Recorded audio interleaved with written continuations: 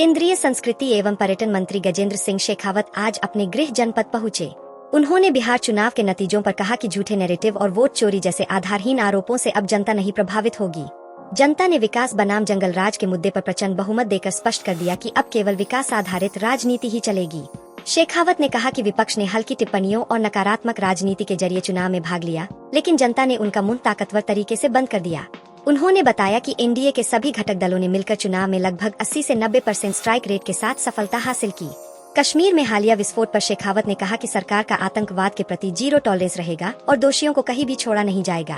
अंतः उपचुनाव में हार के सवाल पर उन्होंने कहा कि यह आत्मावलोकन का विषय है और पार्टी इसकी समीक्षा कर कार्य करेगी। वहीं जोधपुर एयरपोर्ट पर उनका स्वागत उनके पुराने साथी और विधायक बाबू सिंह राठौर ने किया। शेखावत आज शेरगढ़ विधानसभा क्षेत्र में विभिन्न विकास कार्यक्रमों का लोकार्पण और शिलान्यास करेंगे तथा कार्यकर्ताओं और गणमान्य लोगों से मिलेंगे। तो एक विस्फोट हुआ, कई लोगों की मौतें हो गई उसमें।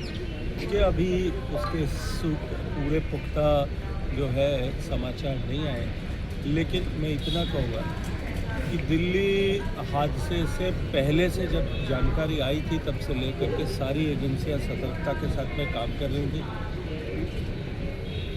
निश्चित रूप से हादसा दुर्भाग्यपूर्ण था, लेकिन हादसे से पहले जिस तरह की रिकवरीज हुई है, 2900 किलो विस्फोटक जो बरामद हुआ है,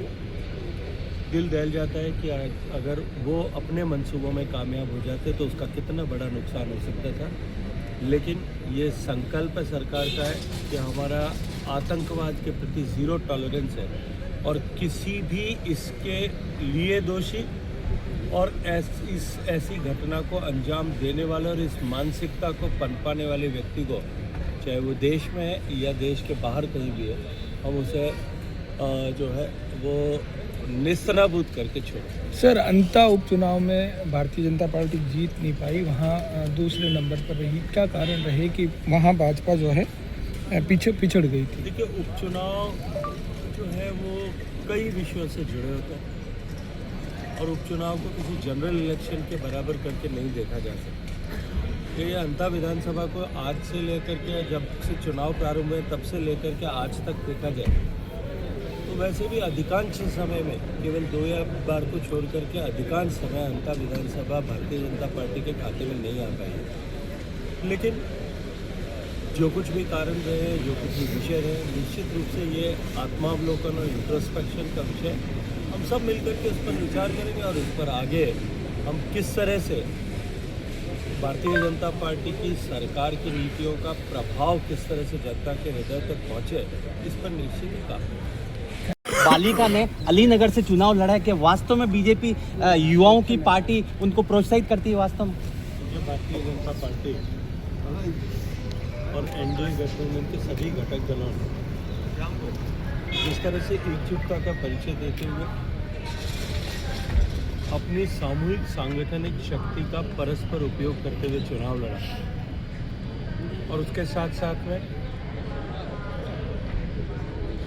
बिहार के चुनाव में जो मुख्य मुद्दा जंगल राज वर्सेस विकासवाद था, इसके बीच में जनता को जब चुनाव करना था, जनता ने प्रचंड बहुमत एनडीए को देकर के इस बात का स्पष्ट संकेत दिया है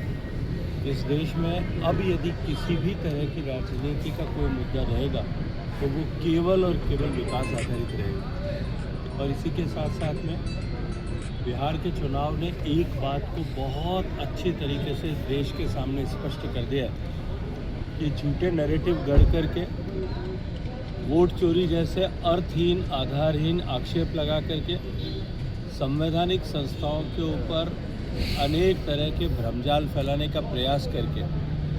वोट प्राप्त करने की कोशिश को अब जनता स्वीकार नहीं करेगी। पहली बार आप सबने देखा होगा,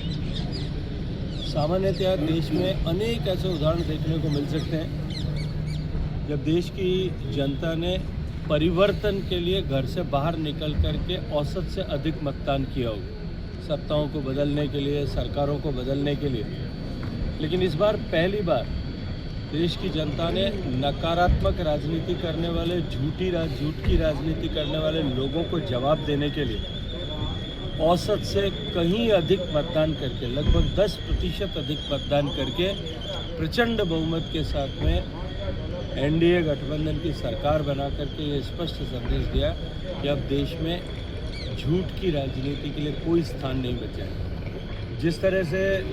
हल्के स्तर पर चुनाव को ले जाने का प्रयास कांग्रेस पार्टी आरजेडी के नेताओं ने किया था, जिस तरह की हल्की टिप्पणियां की गई थी, माननीय प्रधानमंत्री जी की माताजी से लेकर के छठ मैया तक किसी को भी उन्होंने नहीं बख्शा था। बिहार की जनता ने उसका स्पष्ट जवाब उनके मुंह पर एक करारा तमाचा मार करके दिया है। जो सरकार बनाने की बात करते थे वो दहाई के आंकड़े में भी नहीं पहुंच पाए और ये स्पष्ट हो गया है कि अब देश में केवल और केवल विकास की राजनीति और विकास के एजेंडा को ही देश की जनता स्वीकार करने वाली है। सभी उम्र के लोगों को जहाँ कहीं भी गठबंधन ने मौका दिया, आप स्ट्राइक रेट को देखें, लगभग 80 से 90% strike rate Bharatiya Janata party की, जेडीयू की, एलजेपी की और जो जीतन राम मांझी जी की पार्टी हम हैं, उन सब की स्ट्राइक रेट उतनी ही रही। सारे घटक दल ने एक दूसरे को सपोर्ट करते हुए एक साथ मिलकर के एक सामूहिक शक्ति किस तरह से चुनाव लड़ सकती है, इसका एक नायाब उदाहरण जो है इसके माध्यम से प्रस्तुत किया।